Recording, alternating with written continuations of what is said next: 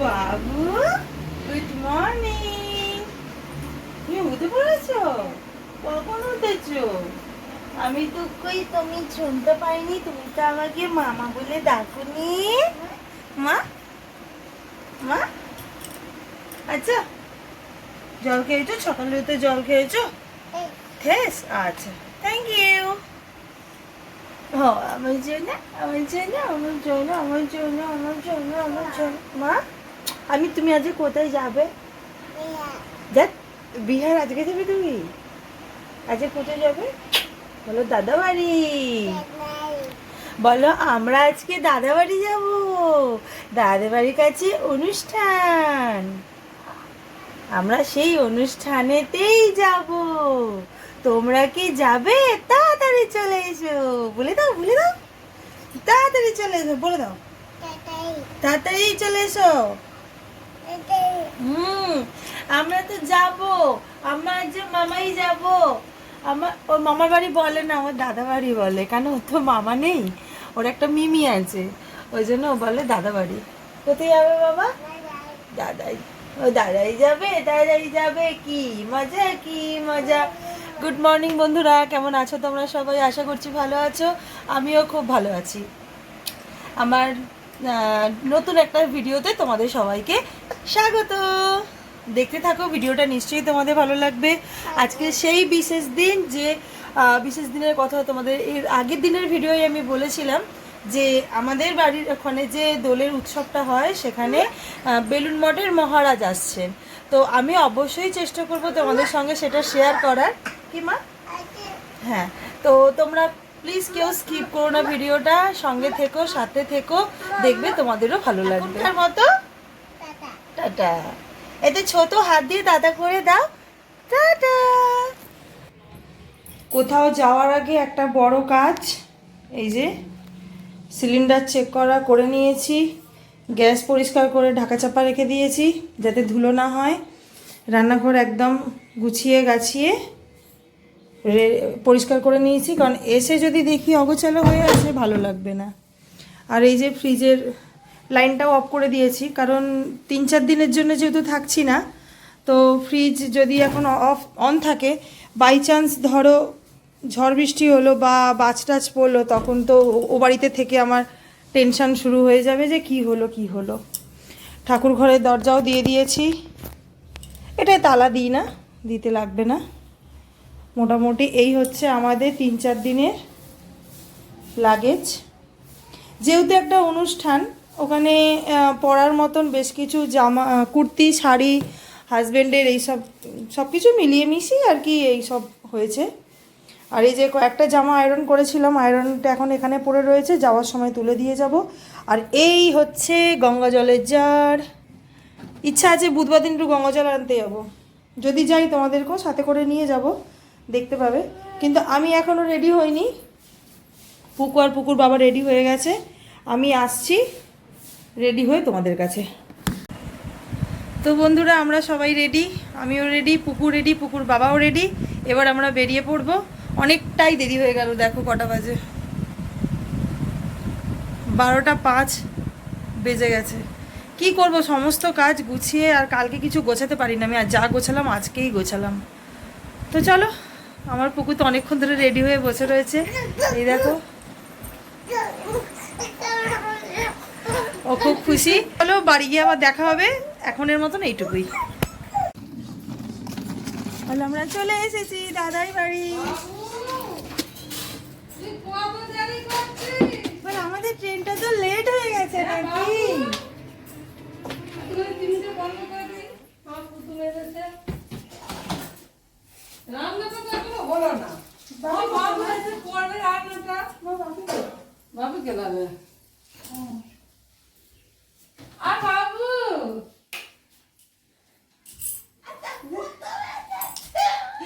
দেখো দিদাকে পেয়ে গেছে, আর কাউকে চায় না। ওই দেখো ছপাম করে চলে গেছে কোলে।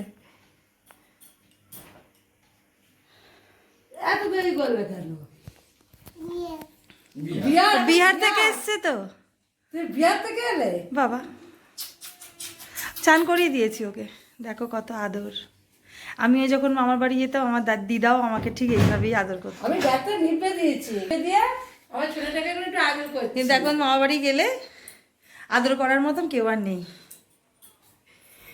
তাই তো বাবু? তোমার লালি আছে, আমার তো দিদা নেই। আর তোর মা আছে। ওই দেখো দেখছি। তো চলো একটু চেঞ্জ করে নিই। কটায়? 12:30 বাজে। ঢুকেছে। চলো দেখো, ঢুকেছে। এখন তাহলে আসছি, পরে দেখা হবে আবার।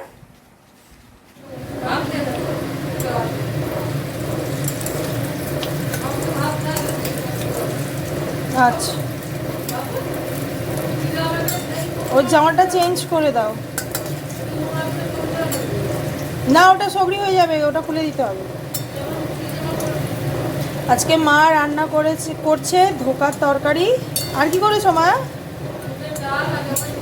আজকে তো নিরামিষ, কারণ আমাদের কালকে যেহেতু শীতলা এখানে এই দোলের যে উৎসবটা হয় সেই উৎসবের জন্য আজকে এখানে নিরামিষ। আজকে সবার ঘরে ঘরেই নিরামিষ। এই হচ্ছে ধোকা। আমি একটু খুন্তিটা ধরেছি, মাই সব করছিল। মা ওই যে এখন বসে রয়েছে এই যে পুচকেকে নিয়ে। এই দেখো, ও জামাটাও এখনো ছাড়িনি, বসে বসে এই টমেটো নিয়ে খেলছে। তুমি আসনে বসো না কেন? বসনি কেন? আসনে বসো।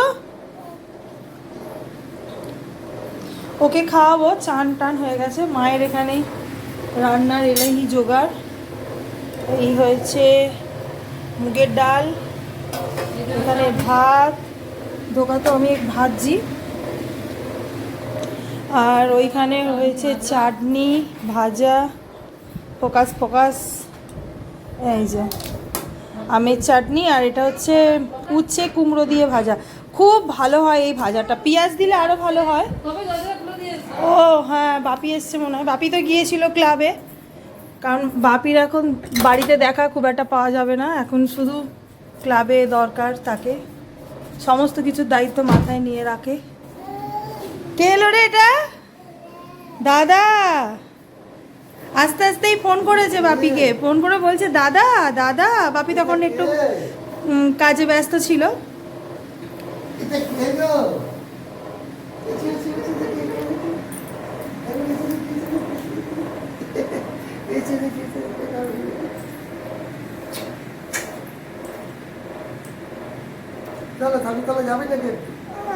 একটু ঘুরে এসো, একটু ঘুরে এসো, এলে খাওয়াবো। যাও দাদার কাছে যাও, যাও একটু ঘুরে এসো, এসে খাইয়ে দেবো।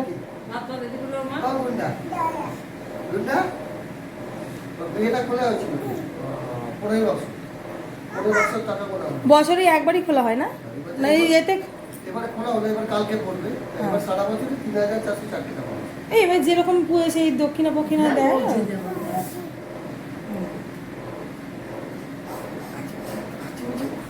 যাও ঘুরে এসো, যাও ঘুরে এসো।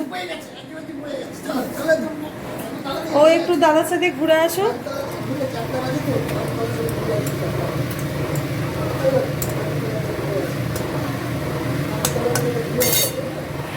যদি ধোকার তরকারি করা নাও হয়, এই ধোকা ভাজা ডাল আর গরম গরম ভাত, তরকারির দরকার পড়ে না, এতেই হয়ে যায় খাওয়া।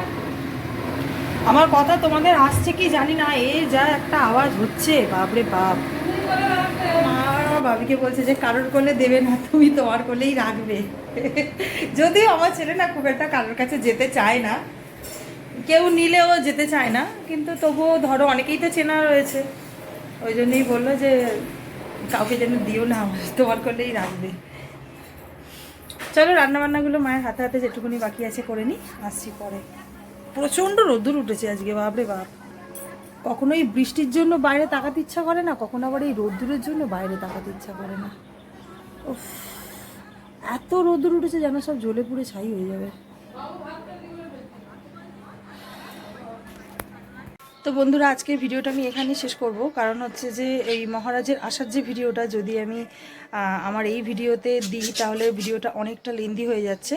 তো সেই জন্য নেক্সট ভিডিওতে আমি মহারাজের আসার ভিডিওটা তোমাদের দেখিয়ে দেবো। তোমরা প্লিজ পাশে থেকো, চ্যানেলে নতুন হয়ে থাকলে সাবস্ক্রাইব করো, কমেন্ট করতে লাইক করতে অবশ্যই ভুলো না। তাহলে আজকের মতন টাটা, দেখা হবে কালকে নতুন কোনো ব্লগের সাথে, অবশ্যই সেটা মহারাজ আসার ব্লগ।